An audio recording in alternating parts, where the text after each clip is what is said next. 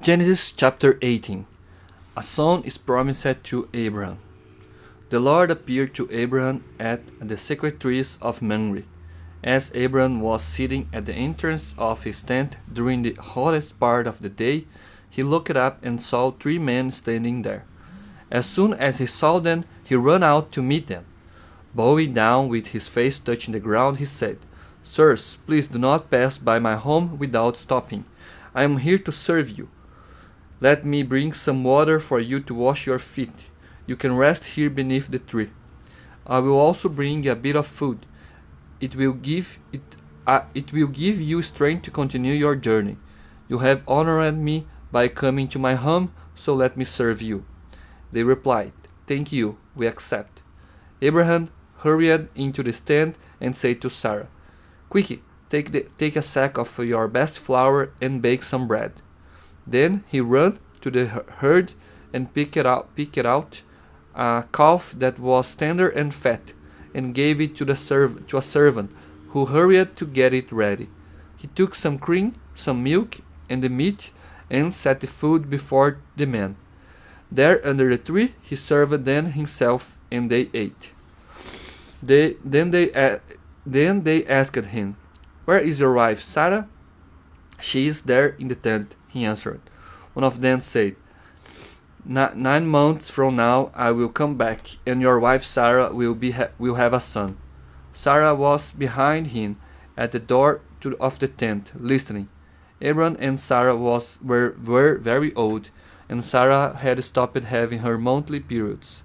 So Sarah laughed to herself and said, "Now that I am old and worn out, can I still enjoy sex? And besides, my husband is old too."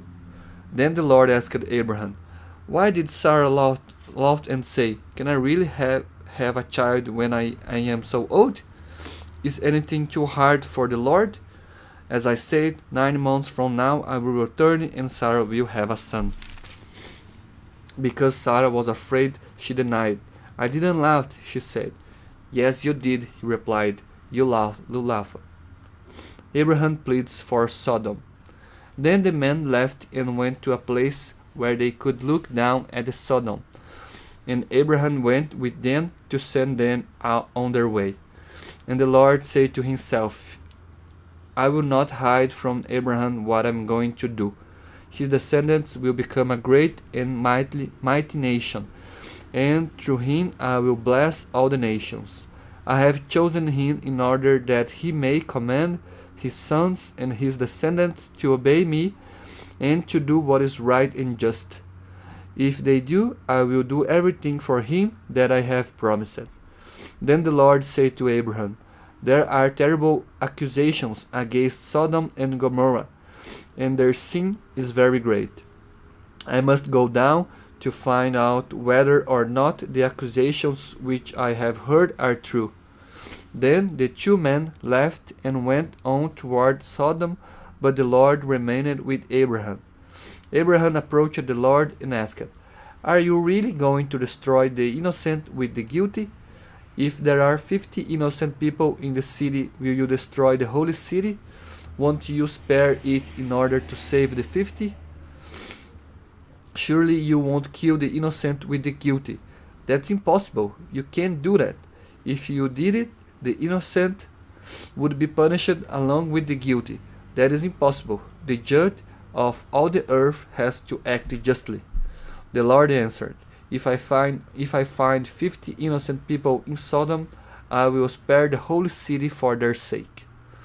Abraham spoke again, "Please forgive me my boldness in continuing to speak to you, Lord. I am only a man and have no right to say anything. But perhaps there will be only 45 innocent people instead of 50. Will you destroy the holy city because there are five too few?" The Lord answered, "I will not destroy the city if I find 45 innocent people." Abraham spoke again. "Perhaps there will be only 40. He replied, "I will not destroy it if there are 40.